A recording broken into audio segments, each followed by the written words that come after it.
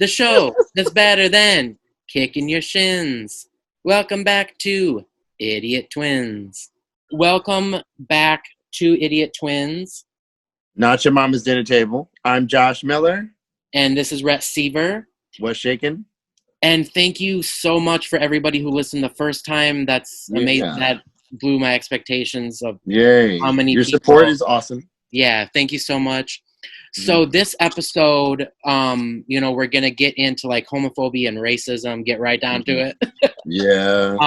By discussing certain things we love in pop culture. So, Right. Josh, what brought you to this subject? What's a favorite song you have? Well, I've been listening to a lot of Janis lately, as you have. I downloaded all her stuff too. That's so crazy. That's a weird coincidence. Hey, we are the Idiot Twins. We're in sync. And one song in particular, the first Janisian song I ever heard actually was called Society's Child. Okay. And it's about how like an interracial relationship kind of gets foiled by the world around it. Right, and which it always does. It always does, especially in the early 60s when it was written. Yeah. And it's always interesting to see how relationships work in the broader context of the world in which they occur, interracial or not, but particularly in this case. Yeah. I mean, yeah, how can it not? Because I think that's the problem with racism is that it's taught by our parents. It's taught to us. That's the whole problem. And so the thing that is going to change anything is just breaking the chain. And what has helped me is just like being very objective in my life and like looking at life through kind of like an alien lens as much as you can objectively, which is, I think I'm just lucky that I was gay because that's really what broke the chain for me in that like my parents raised me Mormon and, there's clearly like homophobia and like racism, but it just wasn't talked about. It was, it's just a learned ignorance. And so, but it's funny because my family was like liberals at heart. So we were meant to, stop going to church at some point, which we thank God did, because we were kind of the more liberal family. And and that's good because, but yeah, it's so crazy to think how like, I thank the universe all the time for making me gay because that is what made me look at everything objectively because I was like made fun of and pariahed away for being gay. That's what helped me see that world as the bullshit it was, the whole organized religion. And you could have easily just bought into it saying, they can't see you anymore, and then internalized it the way in the song, I can't see you anymore. And you could have gone down that road and lived a completely different existence, but you kind of thank God that I'm gay, because if I was straight, that would suck. Like what? I'd be Mormon right now? Like that's so horrifying. Yeah. And it's so ironic because when you learn that you're gay, it doesn't seem like the greatest thing ever, but then you learn that it is. It's who you are, and it's an immutable part, and you just deal with it. Yeah, and so that's what kind of made me, be like a bleeding heart liberal for like the underdog, for for all the isms, right? And what kind of educated me to see how everything really is, which is everybody is has the same potential, is created with the same potential regardless of their demographic. True. But the irony is that everybody's not created equal, but on an individual basis, not on a demographic basis. Right. And so, and that's like, it's so crazy that people just don't inherently see that when there's like a straight white male who can be homeless, and then there's Oprah Winfrey, like the most successful person, right? So, and like she had to deal with sexism and racism, right? And she's still amazingly successful. And then there's like just all the people of color who are successful. Like it's clearly people are created with the same potential. Like, and it's just crazy that, and what I realized lately is that I think people are afraid. It's not really about superiority. Right. I think it's about self-esteem, and they're afraid that their superiority that they think they have is helping their self-esteem, because they're afraid that people are actually equal. It's not that they want to be superior. It's that they don't want to be equal to these, other people, quote unquote, who they think are less than them. Well, that they hope are less than them. Because if they live in a world where it is true that the others are less than me, that means I'm greater. So and that helps my self-esteem. That's, I think, what it's all about. And that's why white privilege exists and gets passed down. And because there's a really interesting debate that I never had because I frankly don't have time for it. But there was a friend of mine who happens to be black, who was trying to explain or put forth the belief that white privilege doesn't exist. Okay. Because he had never encountered it in his personal interactions. He had only encountered prejudice from other minorities, which is totally fair. But there are two big holes in that.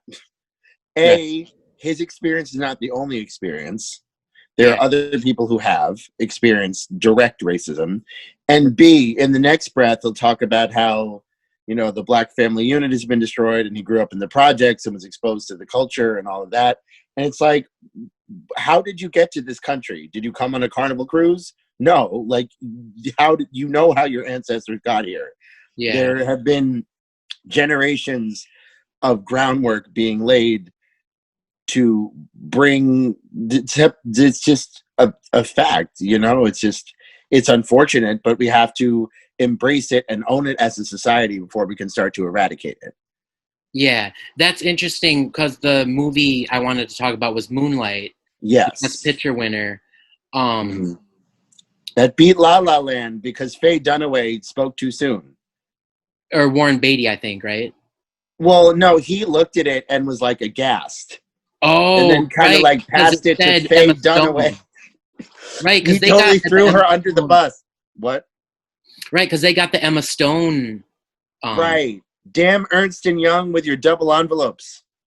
Why? But then it's kind of a funny story in terms of like, I think it's amazing that it won that way because like it's even more of an underdog than what people thought. Totally. It's where very telling. Like, where it's like the envelope said Emma Stone, but then they assume that, okay, this doesn't make sense, but everybody thinks it's going to be La La Land, so let's just say that. Yeah. And just assume that that's the winner instead of questioning it. It's very interesting. Like, well, the legend has it. The legend has it Faye Dunaway didn't see Emma Stone. Okay. She just saw La La Land when Warren Beatty was like, "You handle this." Oh. So she only saw La La Land and thus read La La Land. And Warren Beatty afterward was like, "Yeah, it was the wrong envelope, guys. Sorry." And I was like, I remember thinking, see somebody run behind them, like some PA oh my or something. It was so weird. I remember thinking, like, did Warren Beatty have a stroke? What happened? I'm so confused. Yeah. Senility is no joke. It's kind of perfect for like the symbolism with like, oh, they just assume it's the white movie that wins. Yeah. Right. And like, it's kind of like, because like the whole hashtag, like Oscars so white or something like that. Yeah. Because, and that was the year like, it was all white. That's right. Or was it? No, like another year was all white. Oh, that's right. They got so much criticism. Chris Rock hosted the year it was Oscars so white. Right, which is maybe why he got the job. Right. Could be. I mean, who knows? But I can see why, like, it's easy for, like, the right to attack Hollywood for being, like, just virtue signalers, which is such a weird thing to think of, like, the idea of virtue signaling. Like, wait a minute, what's wrong with telling people the right thing, the right virtue? Like it's so weird how they criticize things when it's like, I don't know, right? And there is problems with it. It's bullshit, but like, you shouldn't be not racist just because people are like, no, you should be not racist. Right. Not racist. Like, it's your motivation. It shouldn't. When you say virtual, people think it's virtual signaling if it's shallow and about reputation. If you're concerned, and they're hypocrites, right? Right, and it's like, I'm doing this because I want to look nice and I want people to think a certain way about me. Right. And it's like reputation management, as opposed to, oh, I'm a genuinely nice person, I'm giving from my heart, I expect nothing back. Right, and it's so hard to tell, like, where people are coming from, because Hollywood is such a like me kind of. Yeah. But then you have something like Moonlight, where it was very not like me. That's not something right. That it's like micro budget indie film. Well done, but it was an upset. God, it's so beautiful looking. Yeah, it's amazing. And it's indicative of a cultural shift that movie got so much attention. Yeah. It truly. Let alone one. But the cinematography, it's beautiful. Clear, the camera movements were quick. And the performances were all worthy of everything. Yeah, and you got to see the 3 acts, and it was very cohesive.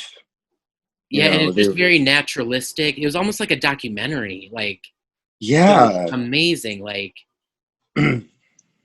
yeah, and I think Mahershala won the supporting actor, right, for that year? Yeah, he's won, I think, twice now. I think that was his first one, and for Green Book, I think was the second one. Yeah. But no, he made the most out of his part in particular. Like, I remember hearing he got a lot of buzz before I saw it, and I was like, oh, and then he just kind of disappeared after the first act. But he was enough of a presence that he really stuck. Yeah. Those are always, like, the best performances, where they don't have a lot of screen time, but they use it to the max. Like, right. Like, there's this one movie, Network, where the actress won. You know what I'm talking about? The actress who she actually has won. It's the record for least screen time for a supporting actress Oscar. She has like 5 minutes of screen time in the movie Network. Right. She plays the wife of one of the executives. Her performance is so amazing. She won an Oscar for like 5 minutes of screen time. Yeah, I believe it. And a lot of people don't realize that the Best Actor Oscar for Anthony Hopkins for Silence of the Lambs, he has the least screen time for a Best Actor Oscar. Because if you think about it, it is kind of almost seems like a supporting actor performance in that movie. But it's just his character is so big and omnipresent in the movie that people think it's a bigger performance than it technically is. Yeah. And like Viola Davis in Doubt is another one like that. Like, she was on screen for 8 minutes and she was up for a supporting actress nod. So but great. As far as Network, I didn't know the details. I had just heard of it. That was all. Yeah. But that's one I need to add to my list. But maybe that's for another episode down the line. I mean, I kind of have like a personal story that I think would be interesting to tell about this movie. Bring it on. It might sound stupid, but like this movie won Best Picture, right? Yeah. And then I was dating this black guy who was gay and in the closet.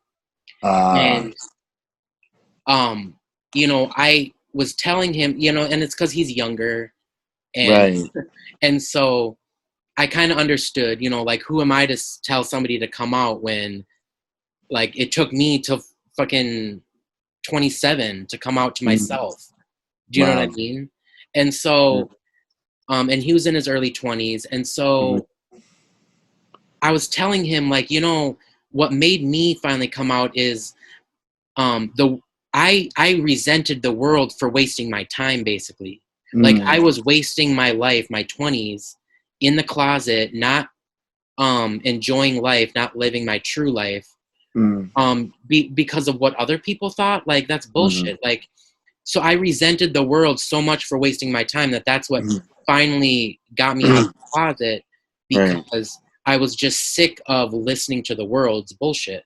And so I was telling him this, and I kind of capped it off with, you know, and the movie that just won Best Picture is about a gay black guy. So don't you feel a little bit more accepted now when you have like the epitome of pop culture, like kind of saying, noticing you, they accept everybody? And even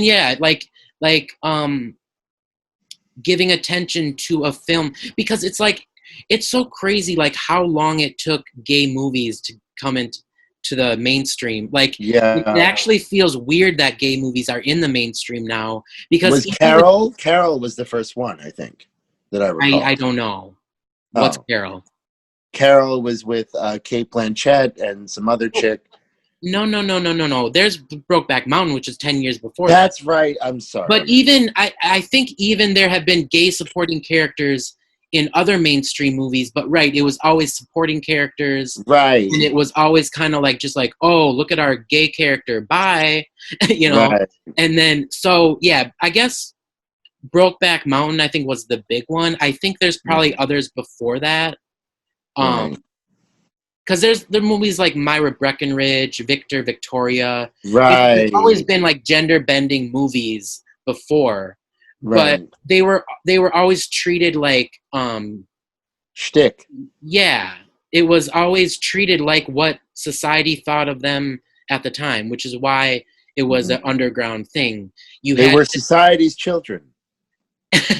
Yeah, you had to like go to the underground movie theaters, the very independent, to actually have a main character that's gay, a gay storyline. But then even then, a lot of the stories were inspired by real life, obviously. Right. A lot of the stories were like, oh my God, look at me and my horrible gay life. And it was always dramas about some guy in the closet, you know? Right. And because it was just reflecting reality. And so now we're getting to the point where it's just, people are gay, who cares? You know? Right. And which is the way I guess it should be. But also then it makes you think of just the bigger philosophical questions of life, because you realize, like, wait a minute, being gay is like what made my life interesting. Right. What if we didn't have, you know, race, sexuality, gender, all these things that, like, quote unquote, people use to separate us? If we didn't have these things, like, what would we fight against to make, you know, our lives kind of have meaning in, like, some kind of fight? Because, like, once we really get to true equality, you really think, like, way in the future, like maybe hundreds of years, like, when we have true equality, like, is life going to be, like, really fucking boring because people have nothing? I mean, I guess then there'll be, like, other big problems about life, I guess, like, there's always a different kind of fight. If we're not if we're fighting with each other and not against each other, that's... Yeah, like, we'll have to, I guess, fight to save the planet from destruction.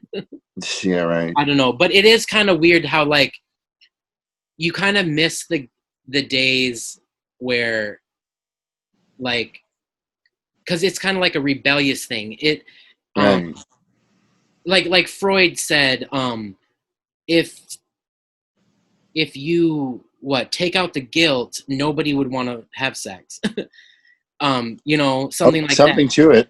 Because and it's also proven when you make drugs legal, then drug usage goes down, because it was literally the forbiddenness that attracted people to these things. Even so, there was the example that I always come back to about giving people permission, especially with rebellion. There were Nazis in Skokie, actually. And they were Skokie, Illinois. It's a city in Illinois. Okay. And once the city gave them permission, they were like, forget it. We don't want to do it. Permission to do what? March. Sorry, I should have been clear. Oh. They wanted to set up a march. They wanted to demonstrate. So, right. They didn't realize it was all about the rebellion. Yeah, it was all about, we want to march, want to demonstrate, want to be heard. And then they said, great, we hear you. And then it's like, oh, never mind. That is so weird. I mean, that's like, don't realize, like, they just want drama.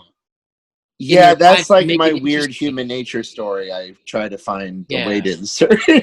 No, that's perfect. That's perfect. That's what I'm talking about. It's that it's like, wait, do I want the I mean, it sounds so weird. Like, obviously I want everybody to be equal, and like, I don't know, it's like such a big, like, philosophical thing where it's like, right. And it's so weird how, like, you say, like, how they talk about egalitarians, like, oh yeah, they're an egalitarian. Like, what shouldn't everybody be an egalitarian? Like, what? Yeah. Duh. Like, it's such an obvious thing. And what's weird about it is that, like, even on the news, like with the Black Lives Matter thing, like, the liberals will be talking about it and they mean well, but you can tell they're coming from a place where they don't philosophically believe that everybody is created with the same potential. And so they kind of, you feel that they actually kind of do believe that Black people are inferior, but they mean well, and they want them to do okay, and they want them to do better. And I'm a bleeding heart liberal that wants the whole world to be great, but then they're talking about them as if they're like dogs we should treat better. Right. You know, it's so weird. It's like, no, dude, like, and that's what I realize it comes down to. It's that people actually think Black people are inferior, whether they have good intentions or bad intentions. Right.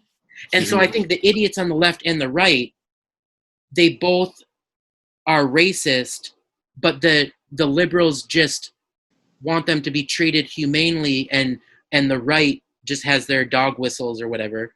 Right. And but no, like, the problem is, like, and I guess I call it philosophy because obviously people aren't looking at the fucking inherent science that proves all people have equal potential. Right. It's crazy. Like, I don't know. It's just very strange. Like, and that's the problem, is that people, you know, like with the movie Moonlight, where it's about a ghetto, and people look at the ghetto, the Black people in the ghetto on the welfare, the crazy mother on the crack. They look at that and they think, oh, right, Black people must be inferior, but they're forgetting that people of all colors are in the same position, and that racism is what's creating that problem. It's not inferiority, because racist people choose to live in a world where they think, and the ignorance of it is that there's the whole, they think that, oh, the darker color of skin you have, the more inferior you are. Like, there's that weird ignorance, which makes it very complex, because even Spike Lee has movies about racism within the Black community, like oh, I'm lighter, I'm better, like the movie Jungle Fever. Right. That's what was so interesting about that, is that in college he would see that, where there's even, well, and what do you expect when you hold people down and they are ignorant? Then then yeah, why are you so surprised that they're ignorant? The racism is what did that. Right. And so the systemic. if everybody was treated equally, then everybody would act equally. But and I had a boyfriend once who said some stupid racist things, and it was kind of like he wasn't overtly racist, but and that's what the whole Black Lives Matter brought out. When you would discuss it with people, you would like discover that, because it kind of forced everybody to finally talk about race in a real way. It forced everybody's hand. Yeah, and so what you realize is that everybody was a little bit ignorant and like racist. They didn't mean it. They didn't mean to be. Sorry. Yeah, I'm sorry. What? I just sang a bit of Avenue Q. Everyone's a little bit racist. Sorry. Forgive me. That was my Japanese accent for everyone. And that's what's so weird is that, right? Like everything, it's on a spectrum, and a lot of liberals are just low on the racist spectrum, right? Right. And they don't realize that, no, that's still ignorance. It's just masked as benevolence. Because I would tell him, like, it's not their fault that they were shoved into ghettos. And what he said was, oh, well, that's no excuse. It's like, no. And he was Latino, and so he said, oh, I've felt racism before, and it's true. No big deal. But it's like that's the thing. Like, your skin is lighter. Racism is fucking stupid. It thinks you're better just because you're lighter. Yeah. And so you're not going to experience the hardcore racism that black people do, because racism is ignorance. The blackest people are treated the worst simply because they're darker. That's the whole point, is that it has to be eradicated. Well, I mean, that's the thing. You can't just like change people's minds by changing laws. They literally have to just die. Like, that's how we evolve. No, but seriously, that's how we evolve. Like, people can change, but ultimately, like, the real stupid people who don't choose to change, we just have to move on and die and that's Darwin. Better people. What? Really? Yeah. Well, that's Darwinian, but yeah. I really believe you can change people if you can get them to be honest. If you can get them to realize, or like really look at a certain behavior or a certain way they're phrasing things and be like, let's unpack this. And it's you have to be willing to speak to people in your life about that. Even if it's at an awkward time, just like bookmark it in your mind and be like, okay, we need to like go back. You said some problematic shit. Yeah. And we need to unpack this and unravel this later and be like, okay, what's the deal? Yeah. I mean, and racist is a term that does get thrown around a lot when perhaps things are not racist. And that kind of dilutes the impact of the term. That's true, because true racism is when you have power and you abuse the power in terms of jobs, housing, money, loans, all that stuff, right? What I'm talking about is bigotry, right? No, and that here's the thing. Okay, this is again where there's a bit of a breakdown. And people get pedantic and stupid and arguments words. Okay. There are two kinds of racism. Okay. I personally believe there is racism that occurs between individuals. Like systemic racism is what you're describing with bank redlining. Like, that exists. I'm not saying it doesn't. Right. I'm just saying racism, like the people say, like, oh, minorities can't be racist. Like, no, if you're in an individual interaction and you're hostile towards someone of a different race, even if they are historically more powerful, that's still racist behavior. This is the most stereotypical question in the world. Are you a Golden Girls fan? Yeah. Oh, okay. There's the episode in the third season. It's called Mixed Blessing. Okay. And there's it's about an older black woman who's with Dorothy's son. And Dorothy's son is white and the older black woman is not. And it's clearly she's not. And it's her family that has an issue with his race. And if you were, the episode was from 1988, I think. But like, if you were to have that episode in today's world, you would have a huge contingent of people saying, oh, her family can't be racist because they're black. And like, there's this weird semantic breakdown of language where people will disagree about what a word means and fight over that. And it's like, that doesn't solve anything. Like, arguing over whether or not black people can be racist doesn't make white privilege less of a thing. Doesn't make systemic racism less of a thing.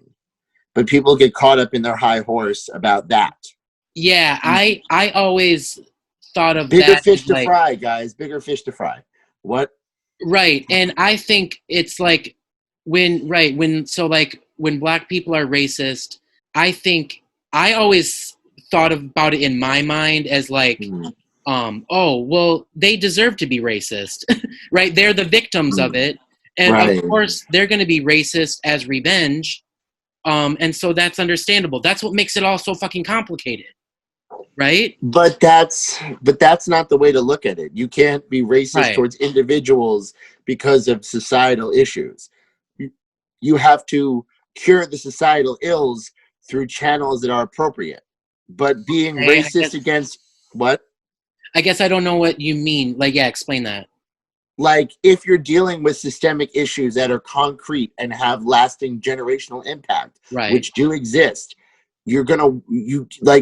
being racist in an alley with two people is not going to help that cause. Right. You have to attack the problem head on. You have to deal with it. You know, if you have issues with redlining and banks, you have to deal with that issue. You can't. Right. And unfortunately, I think that those things are only going to be addressed as, newer, more enlightened generations get into Congress and change the fucking laws. Like, yeah, really, definitely. like, unfortunately, that's the only way it's gonna change. Is once younger, more enlightened, smarter people get into Congress. Yeah. Period. Sorry, that's it. And that's no, I'm not disagreeing. By freaking people like Jeff Sessions. I'm sorry, you just gotta die one day, and That's so wrong, but so right. Yeah, I mean,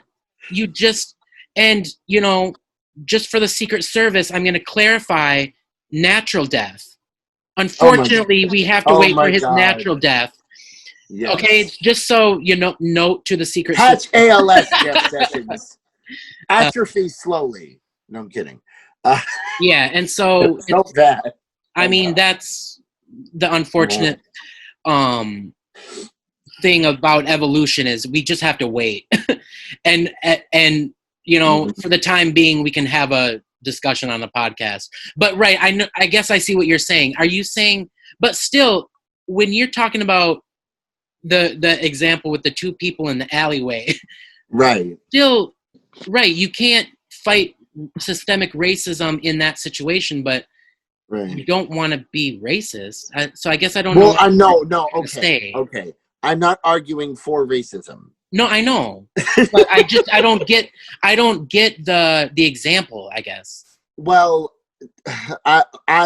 this is just a semantic thing. People will say, "Oh, minorities can't be racist because they have." Well, that's stupid.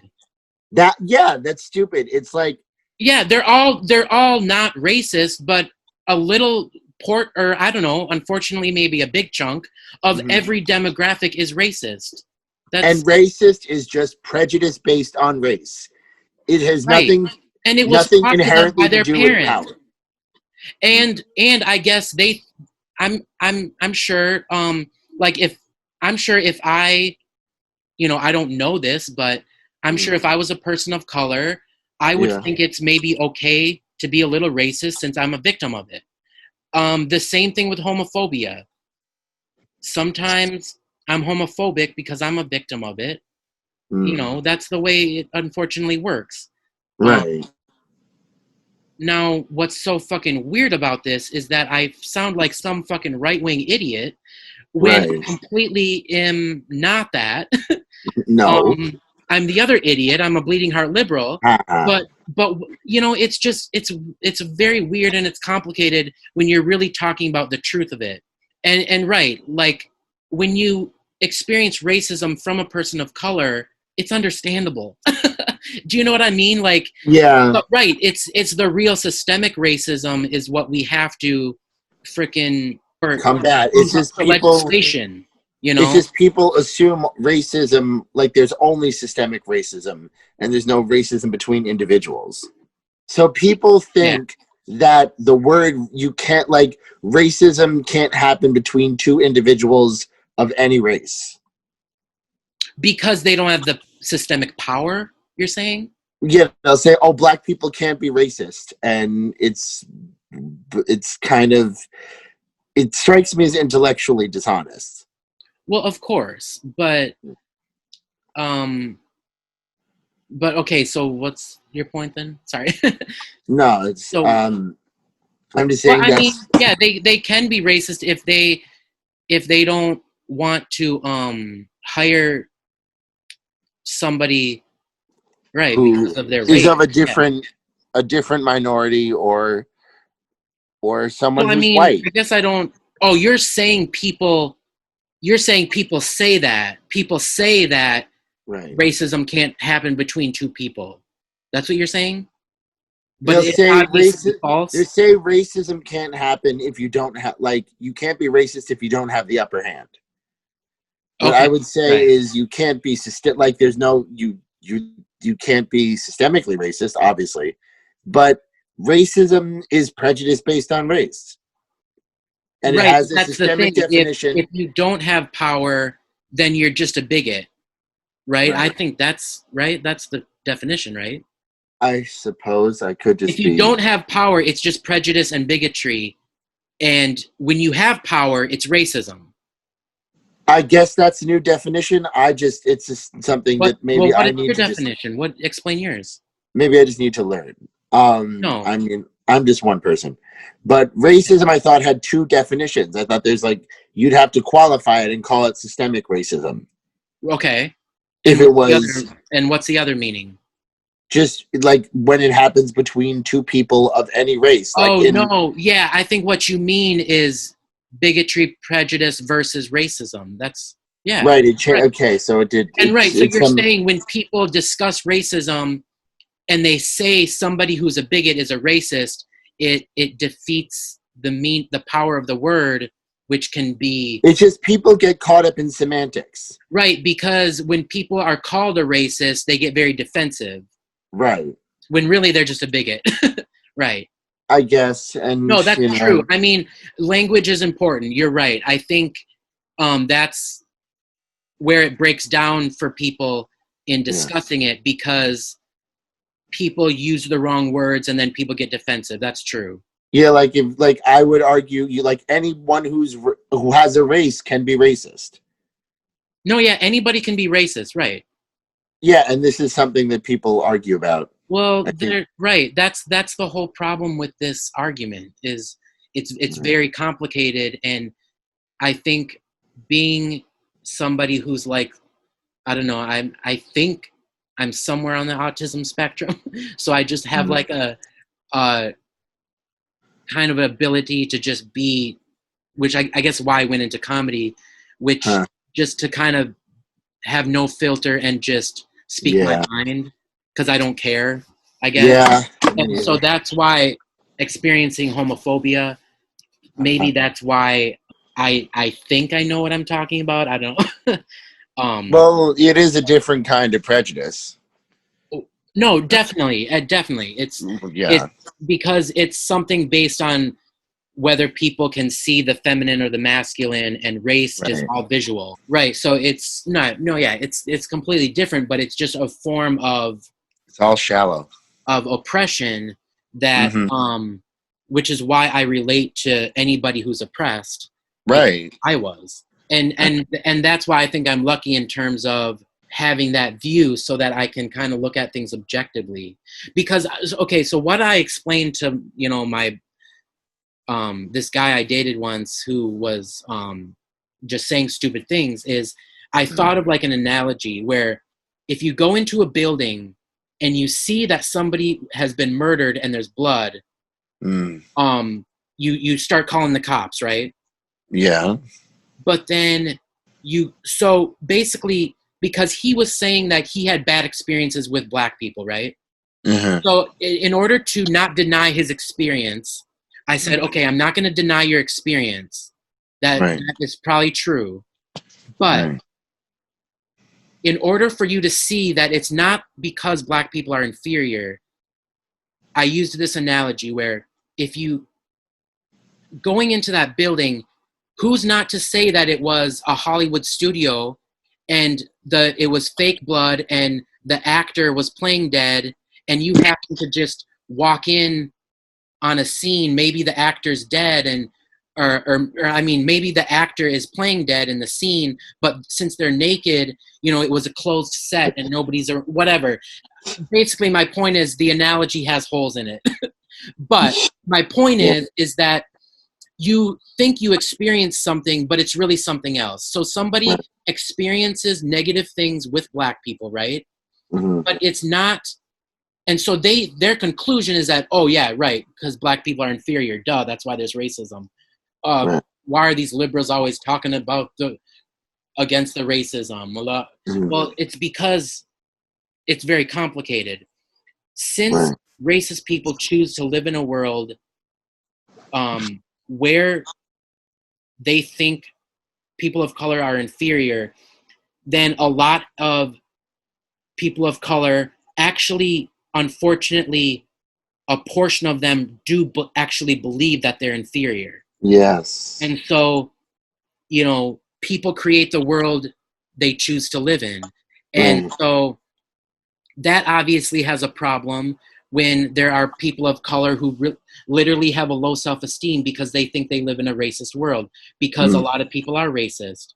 And so that's where it gets complicated. So even though they're not inferior, it doesn't matter, because what if they actually think that? Then they're going to live life like they're inferior.